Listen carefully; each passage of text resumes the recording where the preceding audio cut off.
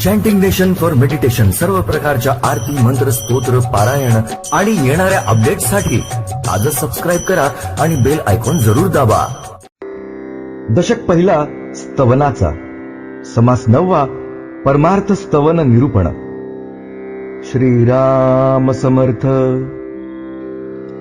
परमार्थ म्हणजे 4 पुरुषार्थातील परमपुरुषार्थ किंवा मोक्ष, मानवी जीवनाचे अंतिम साध्य. कृतार्थता, कर्म, उपासना, ग्रंथाध्ययन, व्रते, 4 आश्रम, श्री गुरुसेवा, तीर्थयात्रा, धारणा, ध्यान, समाधी, नामस्मरण या सर्वांनी मोक्षलाभ झाला तरच त्यांचे साफल्य. अन्यथा सर्व भाकड प्रयत्न. भारतीय विचार परंपरातून मोक्षाचा जेवढा विचार झाला आहे तेवढा अन्यत्र कोठेही झालेला नाही. मोक्ष सुखा हाणुलाथा असे जेव्हा संत तुकोबाराय म्हणतात तेव्हा त्यांना मोक्षाची निंदा करायची नसून भक्ती सुखाचे महात्म्य सांगायचे आहे. जीवन मुक्त स्थिती प्राप्त झाल्यानंतर ते न लगे मुक्ती असे म्हणतात. सामान्य साधकाने तसे म्हणण्यात काय अर्थ? आता स्तऊ हा परमार्थ, जो साधकांचा निजस्वार्थ, नांतरी समर्थामध्ये समर्थ योग हा. ज्यांना साधक म्हणतात त्यांचे अंतिम कल्याण ज्या परमार्थात आहे त्या परमार्थाचे आता स्तवन करू. मानवी जीवनात सर्वात मोठा योग तो हाच आहे. आहे तरी परम सुगम, परिजनासी जला दुर्गम, का जयाचे चुकले वर्म, सत्समागमाकडे. तसे पाहिले तर परमार्थ सोपा आहे, पण सामान्य लोकांना तो फार फार कठीण झाला. कारण संत संगतीशिवाय मोक्ष नाही हे वर्म त्यांच्या लक्षात येत नाही. श्री गुरुकृपा मोक्षासाठी अनिवार्य आहे हे त्यांना कळत नाही.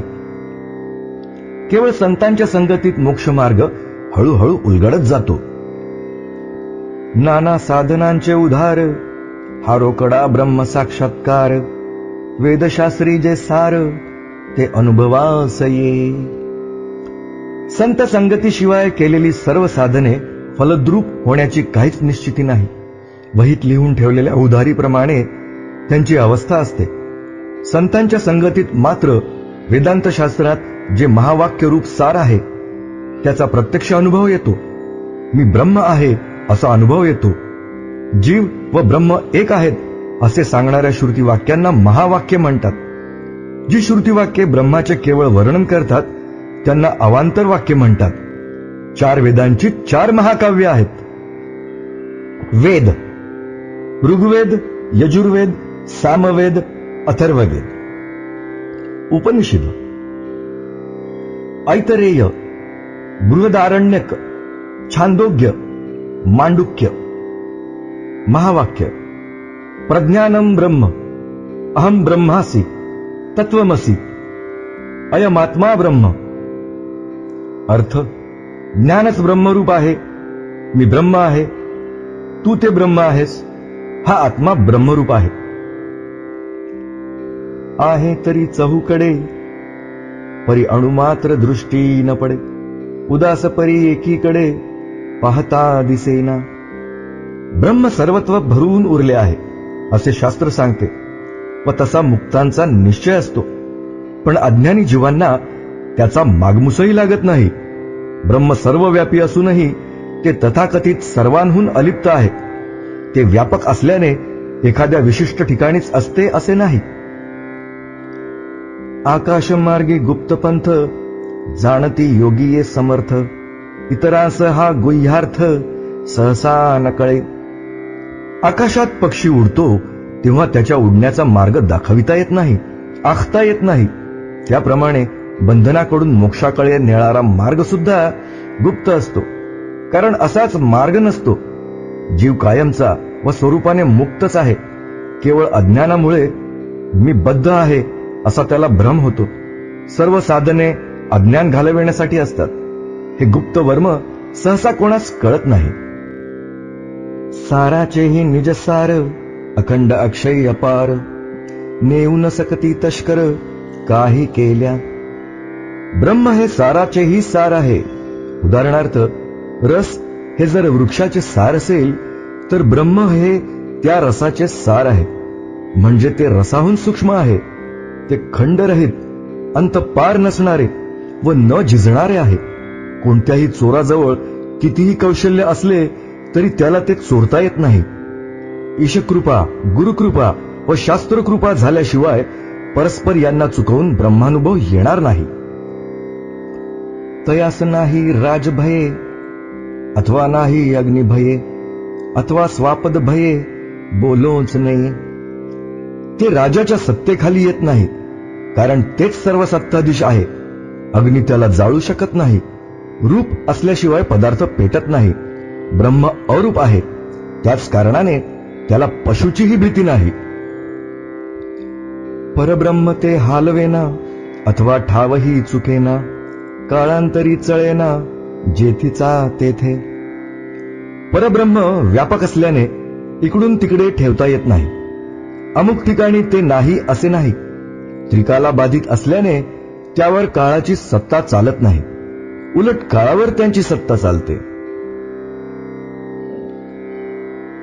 ऐसे ते निज ठेवणे कदापि पालटो नेणे, अथवा नव्हे आदिक उणे बहुता काळे. असे ते ब्रह्म जीवाचे स्वरूपच असून निर्विकार आहे. काळाने ते कमी किंवा जास्त होत नाही. उदाहरणार्थ, अंकुराचा काळाने वृक्ष होतो, द्राक्ष काळाने सुकून लहान होते.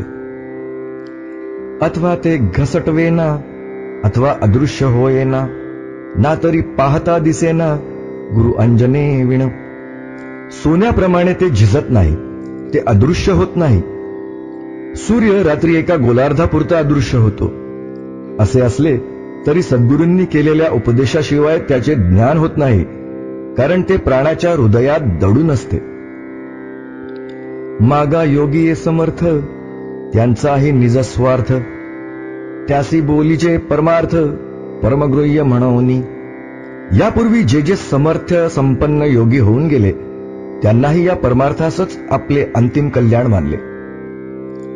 कारण अत्यंत गूढ असलेल्या तत्वाच्या अनुभवातच सामर्थ्याचा कस लागतो.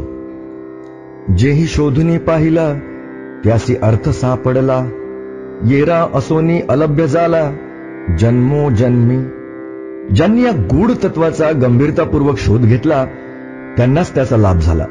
इतरांना ते तत्व त्यांच्या हृदयातच असूनही अनेक जन्म त्याचा लाभ होऊ शकला नाही. अपूर्वता या परमार्थाची वार्ता नाही जन्म मृत्याची, आणि पदवी संयोज्यतेची सनिद्धची लभे. या परमार्थाचे वैशिष्ट्य असे आहे की त्याचा लाभ झाल्यावर जन्ममरणाच्या चक्रातून सुटका तर होतेच, पण त्याचबरोबर या शरीरातच जीवनमुक्तीचा अनुभव येतो. माया विवेके मावळे सारासार विचार कळे, परब्रह्म तेही निवळे अंतर्यामी. विवेकाच्या बळाने नामरूपात्मक माया बाधित होते. सार्व असाराचा निवाडा होऊन हृदयामध्ये निश्चळ ब्रह्मानुभव राहतो. ब्रह्म भासले उदंड, ब्रह्मी बुडाले ब्रह्मांड, पंचभूतांचे थोतांड तुच्छ वाटे. व्यापक ब्रह्माचा अनुभव आल्यावर सर्व ब्रह्मांड त्याचच समाविष्ट असल्याचा निश्चय होतो. पांचभौतिक सृष्टी फोलकटाप्रमाणे तुच्छ वाटते. प्रपंच वाटे लटिका, माया वाटे लापणिका, शुद्ध आत्मा विवेका अंतरी आला. प्रपंच माईक असल्याचे जाणवते. मायेची फसवेगिरी लक्षात येते. विवेकामुळे शुद्ध आत्मा हृदयात भरून राहतो. ब्रह्मस्थित बाणता अंतरी, संदेह गेला ब्रह्मांडा बाहेरी. दृश्याची जुनी जर्जरी कुहीट झाली. ब्रह्मस्थितीला अशी सहजता आल्यावर ब्रह्माविषयीचे असंभावना व विपरीत भावना हे दोष नष्ट होतात. दृश्य प्रपंचाची जुनाट गोदडी जणू नष्ट झाली. जग सत्य आहे हा अनंत जन्मांचा निश्चय नष्ट झाला. मी ब्रह्म असणे शक्य नाही हीच असंभावना. प्राणादी ब्रह्म आहेत असे वाटणे ही विपरीत भावना. ऐसा हा परमार्थ जो करी त्याचा निज स्वार्थ, आता या समर्थास समर्थ किती म्हणून म्हणावे. असा परमार्थ जो तडीला नेईल त्याच्या जीवनाचे सार्थक होईल. याचे श्रेष्ठत्व व महत्व किती व कसे सांगावे. या परमार्थाकरिता ब्रह्मादिकांचे विश्रामता, योगी पावती तन्मयता परब्रह्मी. प्रत्यक्ष ब्रह्मदेवाला सुद्धा मोक्षाशिवाय खरी विश्रांती नाही. योगी सुद्धा विश्रांतीसाठी ब्रह्मानुभवात बुडून जातात. परमार्थ सकळास विसावा, सिद्ध साधू महानुभवा, सेखी सात्विक जड जीवा, सत्संगे करुणी. सिद्ध, साधू व ब्रह्मानुभवी यांना मोक्षातच पराशांतीचा लाभ होतो. हाच मोक्ष अज्ञानी जीवांना सत्वगुणाच्या मदतीने संत संगतीत मिळतो. समर्थ जेव्हा महानुभव हा शब्द वापरतात तेव्हा त्या पंथाचा काहीच संबंध नसतो. महान अनुभव म्हणजे ब्रह्म मी आहे असा अनुभव असलेले ते महानुभवी. ओवीतील जड या शब्दाचा अचेतन असा अर्थ नसून अज्ञानी असा अर्थ आहे. कारण अचेतन किंवा निर्जीव पदार्थाचा बंधमोक्षाशी काहीच संबंध नसतो. परमार्थ जन्माचे सार्थक, परमार्थ संसारी तारक, परमार्थ दाखवी परलोक धार्मिकासी. मनुष्य जन्माचे मोक्षातच सार्थक आहे. संसार तरुण जाण्याचे तेच एक साधन आहे. धर्मानुसारी जीवन जगणाऱ्यांना परमार्थ ब्रह्मलोकाची प्राप्ती करून देतो. परमार्थ तापसासी थार, परमार्थ साधकासी आधार, परमार्थ दाखवी पार भवसागराचा. मोक्ष मिळण्याच्या अपेक्षेनेच तपस्वी तपश्चर्या करतात. साधकांनाही त्याचाच आधार असतो. भवसागर तरुण जाण्याचे परमार्थ हे एकमेव साधन आहे. परमार्थी तो राजधारी, परमार्थ नाही तो भिकारी, या परमार्थाची सरी कोणास द्यावी. जीवनमुक्त ब्रह्मरूप असल्याने खरा सत्ताधीश असतो. ज्याला ब्रह्मानुभव नाही तो भिकारीच समजावा. या परमार्थाहून श्रेष्ठ असे या जगात काय आहे बरे. अनंत जन्मींचे पुण्य जोडे, तरीच परमार्थ घडे. मुख्य परमात्मा आतुडे अनुभवासी. अनंत जन्म पुण्यसंचय केला असेल तरच परमार्थ प्राप्त होतो. मी ब्रह्म आहे असा प्रत्यक्ष अनुभव येतो.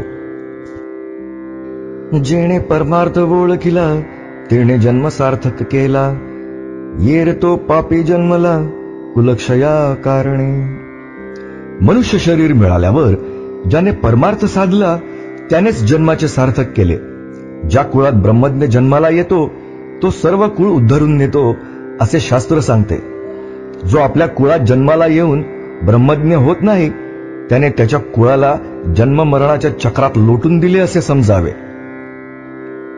असो भगवत प्राप्ती विण, करी संसाराचा आसीण. त्या मूर्खाचे मुखावलोकन करूच नये. असे हे परमार्थाचे महात्म्य आहे. जो जन्माला येऊन फक्त संसार करण्याचे कष्ट घेतो तो इतका मूर्ख असतो की त्याचे तोंडही पाहू नये. भल्याने परमार्थी भरावे, शरीर सार्थक करावे, पूर्वजास उद्धरावे हरिभक्ती करुनी. म्हणून शहाण्याने परमार्थ मार्गावर जोमाने वाटचाल करावी व आपल्या जन्माचे सार्थक करून पूर्वजांचाही हरिभक्तीने उद्धार करावा. इति श्री दासबोधे गुरुशिष्य संवादे परमार्थस्तवन नाम समास 9. गुरुशिष्य संवादात्मक श्री दासबोधे या ग्रंथातील परमार्थ स्तवन नावाचा 9वा समास समाप्त. चॅन्टिंग नेशन फॉर मेडिटेशन सर्व प्रकारच्या आरती, मंत्र, स्तोत्र, पारायण आणि येणाऱ्या अपडेट्ससाठी आजच सबस्क्राईब करा आणि बेल आयकॉन जरूर दाबा.